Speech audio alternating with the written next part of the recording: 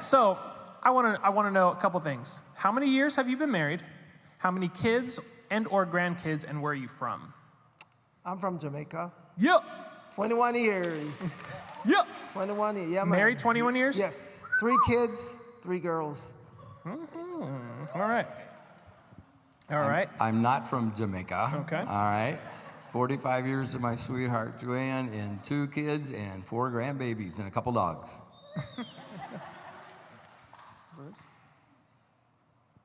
What was the question again? Getting nervous already. 42 years. 42? 42. 3 kids, 11 grandkids, and I'm from New Mexico. New Mexico. Love it. 29 years. 2 of my own, 1 we borrowed from Colombia, 7 really white grandbabies, and 4 Latingos, half Latin, half gringo. Love it, love it. Mr. Andrew? I've been married about 24 years, and we have the Brady Bunch. My wife had 3, I have 3, and we have all together about 20 grandchildren, about, got a lot of twins in there, and a lot of, we got about 5 great-grandchildren. What are all their birthdays? Don't know that. Okay, so yeah, sorry, I jumped the gun on that. Bert, back to the original question. All right. You go. Shoot the question. Oh, okay. You're gonna put me on the spot. All right. But what kind of transition what did that transition look like for you guys? How did you know that you were ready to be a father? Not only, like I said, practically, mentally, spiritually, all the stuff that goes into it. There's so many things that does go into it. I think because of my culture, at age 6, your parents teach you how to clean, cook, take care of the dog, take care of the young kids. So, from then till now, I'm grown. And I know that at age 30, I need me a kid. And we just go for it. Is that all right? Yes. So that's the start. And I think I was prepared, well prepared to, start the journey. Yeah. And it's a good one. Good ride. Good. How do I follow go for it? How do I do that? If y'all know what that means, I think I do. I always wanted to be a dad. Grew up in a home without a dad in the home. And 6 boys, and mom raised us by herself. But I always wanted to be a father. And Joanne came from a smaller family, and we just always wanted to have kids. And for us, it was just part of God's plan. We prayed for His will, and we just knew it was the right time. We just knew. We didn't really have a formula or anything. There wasn't any great revelation. It was just, it's time to have kids. So I always had that little gleam in my eye, and when I saw she really had it, then guess what? We went for it, buddy, and we got. Well, my wife told me it was time, so.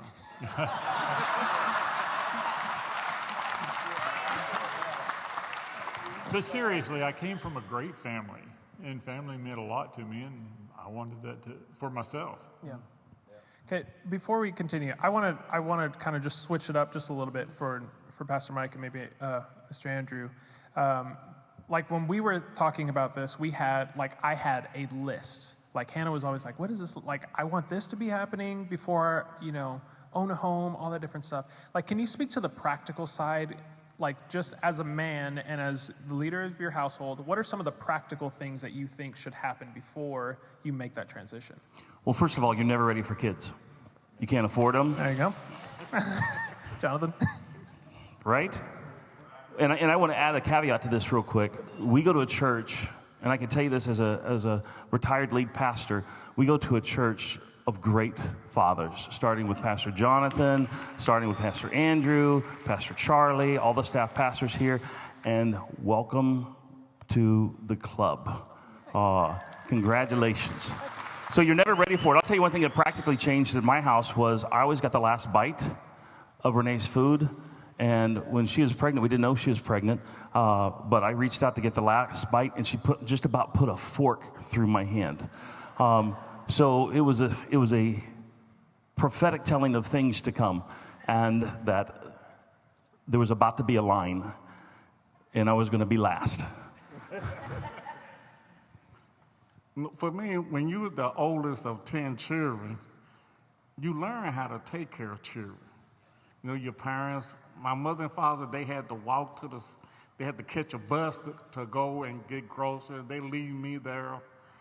But the strange part about it is, you know, back then, I was born from a midwife. Most of my brothers and sisters born for a midwife. I tell people this, I said, man, this lady, she come in, she had a white uniform, she a nurse, she bring this black bag, and every time she leave, I hear a baby cry. I said, man, I wish she stopped coming. Because I had to take care of them, you know? And so, like, I had to take care of them. We didn't have, you know, I had to wash their diapers. I had to do all of that. I had to cook for them. I had to do everything. So I learned that, like he said, at an early age, how to take care of my sibling. But I didn't know that I was groomed to make two major decisions in my life that would bring me to my knees. Bring me to my knees. That's my mother and father. My mother was 60 years old when she went to be with the Lord. My dad was so distraught. He said, son, I want you to go and take care of your mother. I had to go and make arrangements for her funeral. 24 years later, I didn't know that I would have to make my brothers and sisters, they was looking at me to make a decision. The doctor called us in there. He said, say, I got something to tell y'all. Your father had in there, he want to be this. You know, he don't want to be on a machine. My brother looked at me for guidance. And I had to make a decision. Do I want to keep my father hooked up to that machine, put a plug on it? Since my father made that request, you know, I put the plug on it. You know, and I love my father. He was my father. He taught me how to be a man. And then my wife, she is a big part of my spiritual growth. She bought me a Bible. I didn't have no Bible when I met her. Ladies, if you find somebody about man, buy him a Bible. You know, he might see it now, say, husband, love your wife as Christ loved the church, you know. Yeah. And that's why always begin. That's good. And that's why we have kids. Yeah. So I want to think about like the practical side of having kids and like managing your money and all that different stuff. Like, what are maybe some mistakes or just some things you've learned over the years in managing money and from different decisions that you've made from having kids and all that different stuff? Like, can you guys speak on that? I know you shared some for service. Jamie learned QuickBooks at the age of 12. And I would set all my bills out, and she would write all the checks, make sure they had stamps, and I just had to sign them. I wish I'd have done that with my son, too, but he turned out amazing anyway. Follow God, yeah. Pray a lot. Listen to that beat of your heart, you know, as to whether I should buy this or whether I shouldn't. And don't get into debt, you know. Yes. I guess mine is I taught my kid, I'm still teaching them today, that they will work. Right? They will work. That's one. In the house first. They're doing it at home. And they get allowance. And their allowance is broken up 3 ways.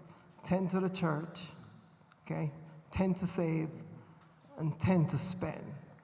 And what I notice is that when you give kids cash and they want something, they want you to go buy it because they don't want to release that cash.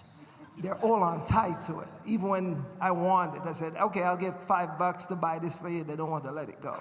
So that's one way you can start with young kids.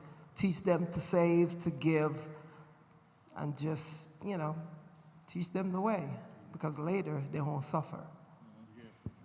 That's it. Our household, one rule on managing money: I don't manage it. Joanne does, all right? It's not that I mismanage, I just don't know how to do it, and she does a great job. I think important for us, we lived within our means, and even with emergencies and things that people have, we always would ask the Lord, what is the best way? What are we supposed to do? I think it's important to not just buy stuff on a whim and be gratifying yourself. You got to think about today, but you got to think long term also. Yep. People don't save money today. And we need to teach our kids how to earn some money. They need to earn things. They need to be rewarded in ways that will be long-term, not just a material thing right now, but they need the gratification that you get from earning your own little paycheck and your job and go on. And so we're supposed to be good managers. We're supposed to be faithful of what we do. And so we've not done it perfectly, but we've done a really good job because basically Joanne's been in charge. Okay, going back, or I want to talk about passing information on to your kids. We are Christians and we want to train up our children in the way that they should go. Bruce, how do you do that in a way that isn't forcing them, but just introducing them to Jesus? And what did that look like for you? Of course, part of the answer is in the question. You don't force them. At least when they're little, 2 or 3 or 4, you force them. Yeah, you're going to read the Bible. You're going to pray with us. You're going to church. But at a certain age, every kid's different. Then you start giving them some rein. Teach them there are consequences to your decisions. And then at some point, then say, I back off. I'm going to let you fail if you're going to fail. And like I said, for every kid, there's a difference. I've heard it taught before, certain ages, but every kid's different. Yeah. My kids grew up in a fishbowl. You're a pastor's kid. And, from the time Mikey flipped off one of his friends, the church parking lot, to, Jamie getting in a fender bender, they were my kids. And, we love God. We love each other, and we take care of stuff. That was our 3 rules. But they grew up with, let me tell you something. Everybody who prophesied that their kid was going to marry my kid was wrong. If you think your kids are going to marry one of the Rivers, keep your mouth shut.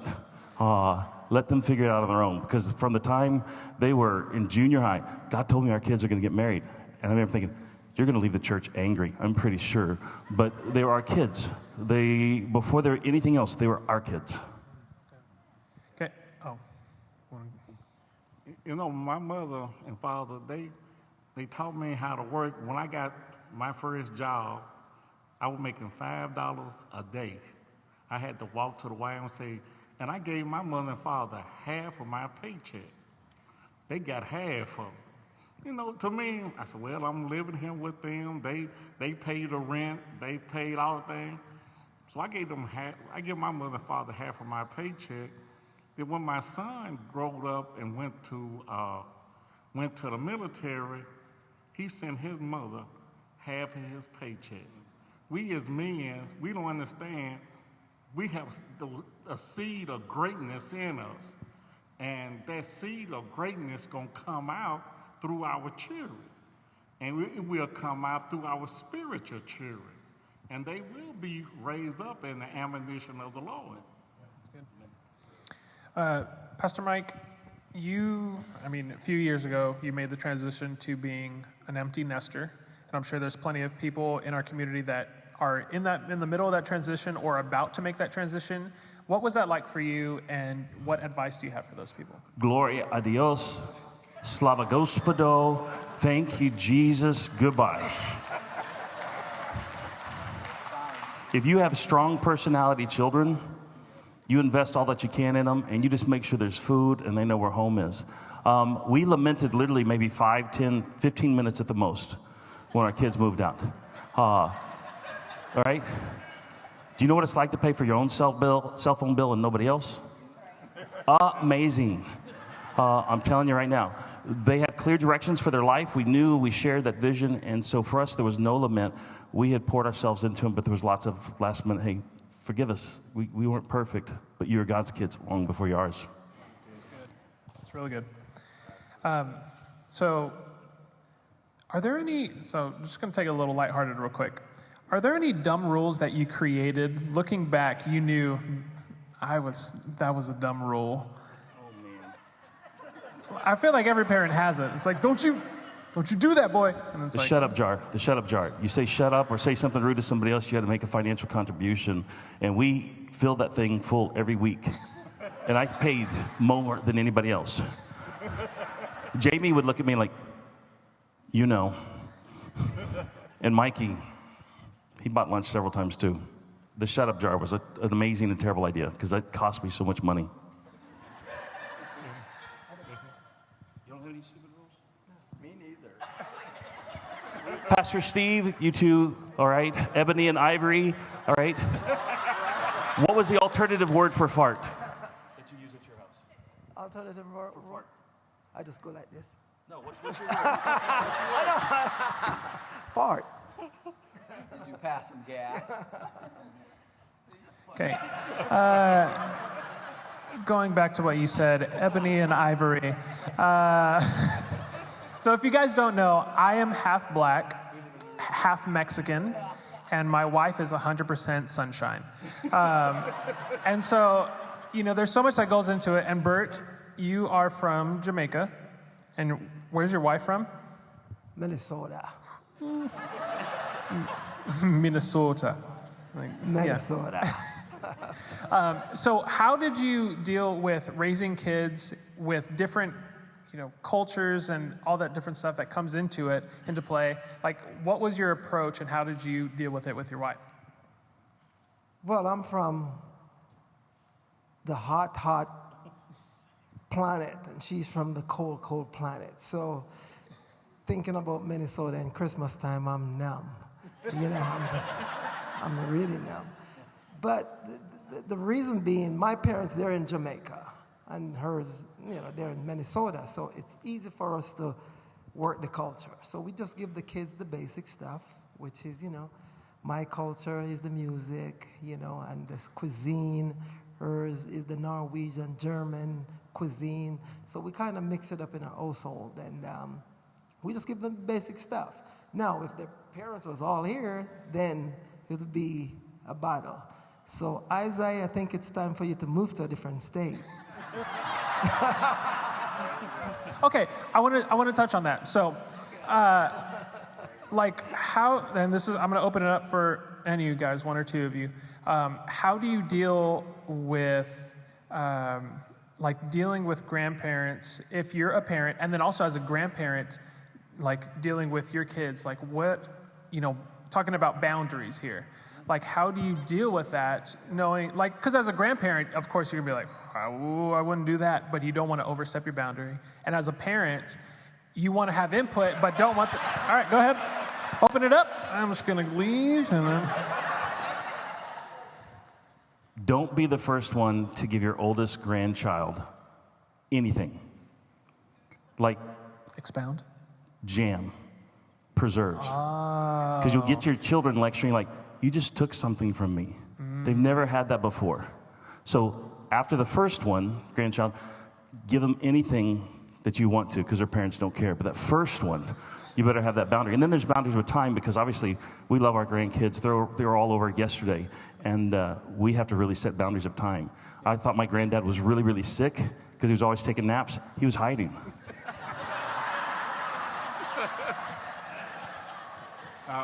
I learned with my grandchildren that when they parents make a rule and they want to come to grandparents to get their way, I say, well, what did your mom and daddy say? They look at me. I said, do your mom and daddy say you can have this here? They said, no. I said, what are you asking me for then? Trying to get me in trouble. And And then I turn around, then sometimes I sneak and give it to them because I'm trying to teach my daughter a lesson, you know, and I said, payback is some nail saying.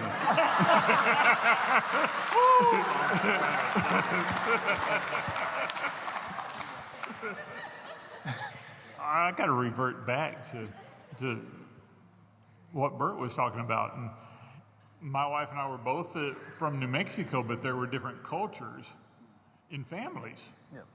You know, she was raised around parents that she saw them have arguments and saw them make up. I never saw it once in my life. My parents always got along.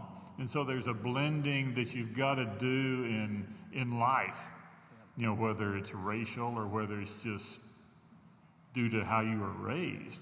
And talk about it and visit with each other and make your own decisions on how you want your kids raised. So some of you may know, from the years of 0 to 13, I was raised by a single mom. My dad came back into the picture at 13, and it's awesome. But I know, Pastor Steve, you might have gone through something like that. You know, you had a single mom growing up. Like, what are some encouragement that you can give to single moms out there that are trying to raise kids and trying to be both roles at the same time? Single mom is the toughest job in the world. There is no greater, and single dads too, but single moms especially. And the thing that a single mom needs to understand is just because they're a single mom, that doesn't make them any less than a mom that's not single. It does not in any way. Matter of fact, I believe God's anointing and His grace and His power and His provision and protection is very special. They have to look somewhere else to get it because the husband is not there to provide it. But they have to have a good sense, a really good self-esteem, because our society tends to brand people. It labels people, and then it treats people according to that label. They got to feel really good about themselves, and they have to also help their kids to understand that, you know what, our household is a whole household. We are whole in Christ, and we love God, and we love each other, and there's no greater heart than a mother's heart. A mother would do anything for a child. When people get in trouble, my son's a police officer, and we arrest people, and they go stupid, who did they cry for? Mom, not dad. Cry for mom. And so single moms, if you're out there, bless your heart. You have a tremendous responsibility, but a joyful responsibility, and God has anointed you, and He's blessed you, and never quit and never give up, and you are never alone. There are a lot of people that will help you, and be willing to receive some help. Don't feel like you can't receive help, because God appoints people to help you when you really need it. And as a church family, we need to constantly really support our single moms. That's great.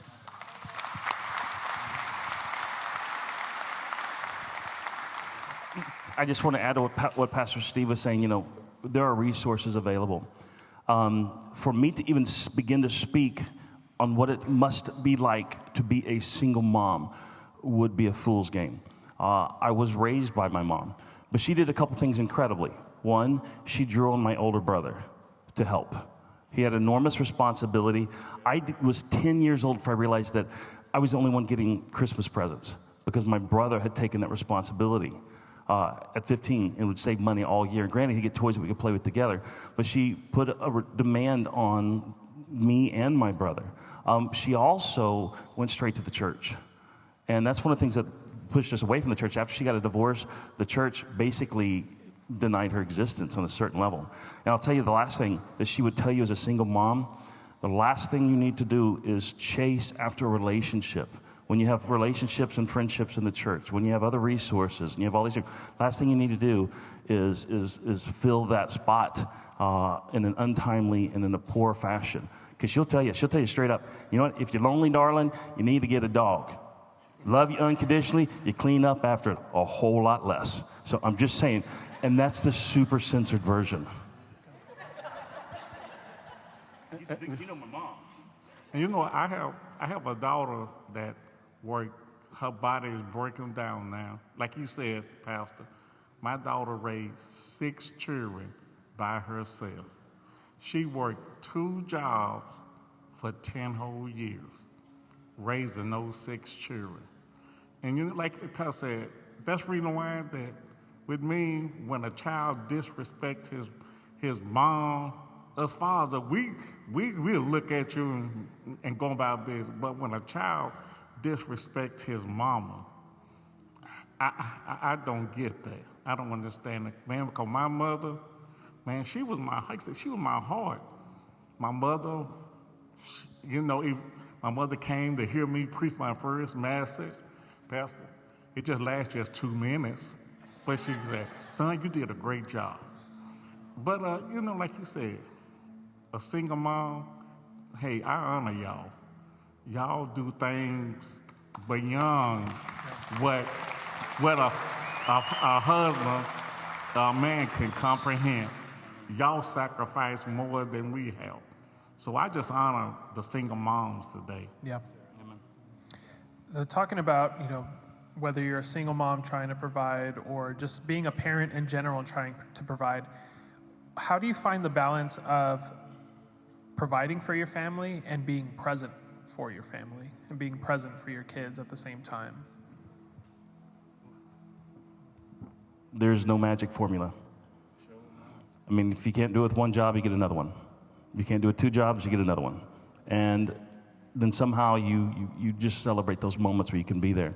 But there's no magic formula. It is different for every family. Follow peace, follow family, follow faith before you chase money and career and fame and all the other things that we do. But there's no magic formula. But man, God sure outlines a lot in the Bible. I've got an idea, kind of just sitting here thinking about it. We compartmentalize being present and provision. Okay, I know you got to work and provide and have a paycheck, but I'm going to tell you what, you are providing when you are present, and you are providing, building the relationship. And your kids want time with you, and someone said that really love is spelled time, and it is. And they will resent you if you put your job and your money and stuff ahead of that. But we're providing the training and the equipping and all the stuff that kids really need. That's the security they need. And we bought into this thing in America. Your kids are going to be secure because all the stuff you give them. That's a lie. And we end up handicapping our children. So, yeah, and you got to do both. But if you have to choose between family and choose between your work, God is going to, He doesn't ask us to make that choice. He gave you your family, and He promises to provide. So we need to do it and seek His will on the wise way to do that, and never, ever make the kids secondary to that, ever. Because they will grow up and resent you for it. That's good. We don't have that much time. Sorry, but I want to go back to Pastor Steve, because we did this first service, and I think it is so important for our community. When we were trying to have a baby, like we tried for almost a year, and the pastors go to Pastor Steve Rule's office and meet with him once a quarter, and I came to him and just shared my heart with the struggle, and then you shared some encouragement with me of your journey. So for those that have struggled or are struggling with infertility can you share just some encouragement and some of your journey with them? First of all, I'm proud of you. Yes. Proud of you, young man. You paid attention to what this old man said, and I'm really proud of you and Hannah today.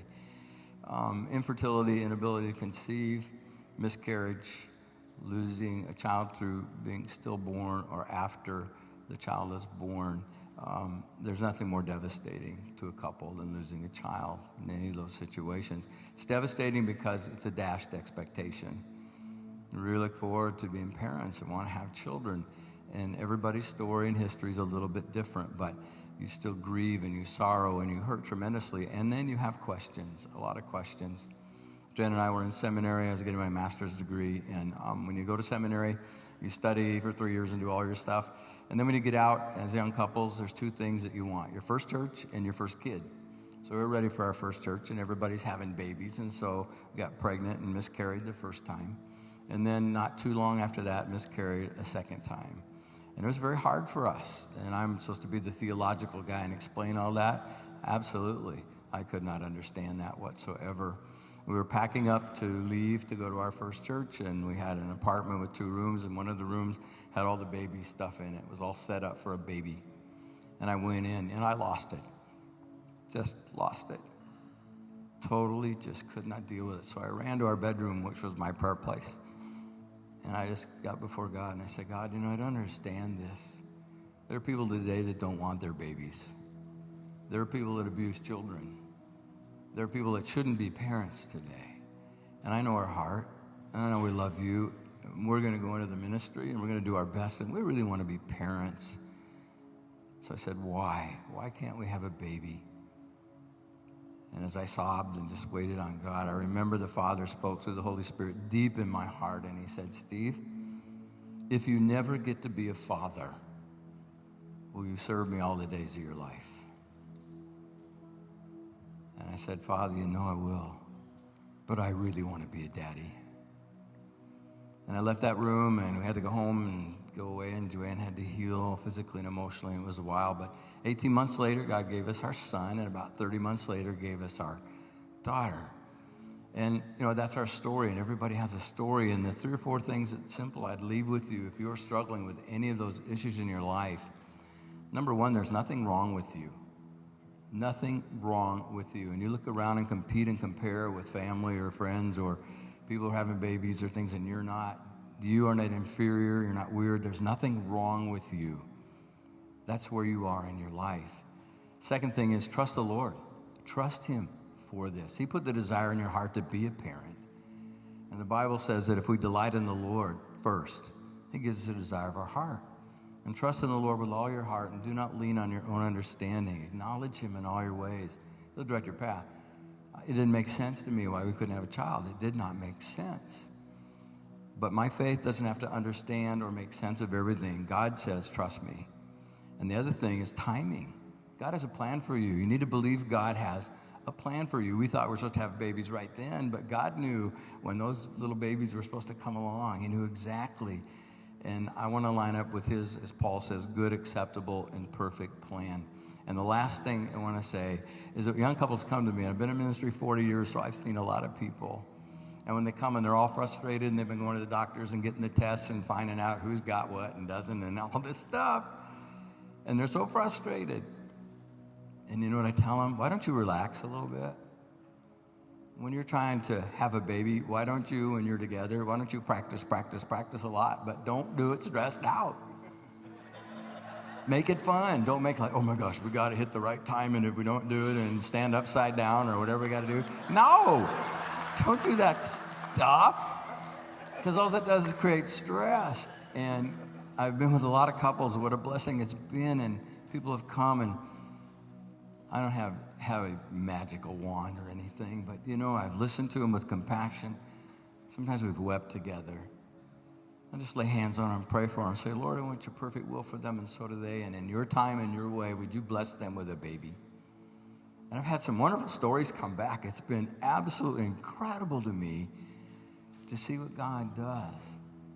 So if you're trying to have a baby and it's not happening, don't be discouraged. Don't be discouraged at all. You trust God, and you wait on him, and you be positive, and you love and you take care of each other. And guys, let me give you a clue. You think it's hard on you, it's really hard on a wife that wants to carry a baby. So you love and you support your wife, and you serve her, and you sacrifice her. So I'm hoping, Pastor Jonathan down in Peru, whatever, you're going to have a baby boom pretty soon, because I talked about this today. So go home and practice, couples, all right? Amen? Okay, we are out of time pretty much. No. Everything you've said is great. I think it's beneficial for our community. So one last thing, keep it really short. I want each of you to give me one thing you wish you knew as a new dad. Let's start on the end and we'll just roll it. Ready? I wish what I wanted to know, I wish I would have known more about responsibility and accountability. I never had a dad to teach me that. And important times of my life is when I really realized you're the dad, you're the husband, you're the man. There's nobody else. Nobody else is going to run your family. It's you, and you have to answer for what you do to your family and to the Lord. So responsibility and accountability was something I didn't have, but I think I've done pretty well with it and continue to do that. I didn't have any needs. I knew it. He knew everything? This guy. All right, well. Yeah, move to Jamaica if you wanted to be. So if you wanted us to move to Jamaica, they'll teach you. Yeah. I think I learned pretty quickly that walk of integrity is just top notch. You know, tell your kids what you mean what you say. You know. I wish I would have known at the moment they came into this world that they already were, always had been, and always will be his kids first, that they were God's kids long before I had any chance and opportunity. I wish I would have learned that to trust Christ more. To let my wife, at the end of the day, I believe this is for all our fathers and grandfathers. At the end of the day, our heart want our wives and children to see Christ in us, the hope of glory. Our children, our spiritual children, they need to see hope. And ain't no hope in the world. And so that's what I want to learn more of. Yeah, that's good. Well, I just want to thank you guys. Like, I think, yeah, can we give them a round of applause? Like, it's amazing. Thank you, guys. Thank you, Pastor Isaiah.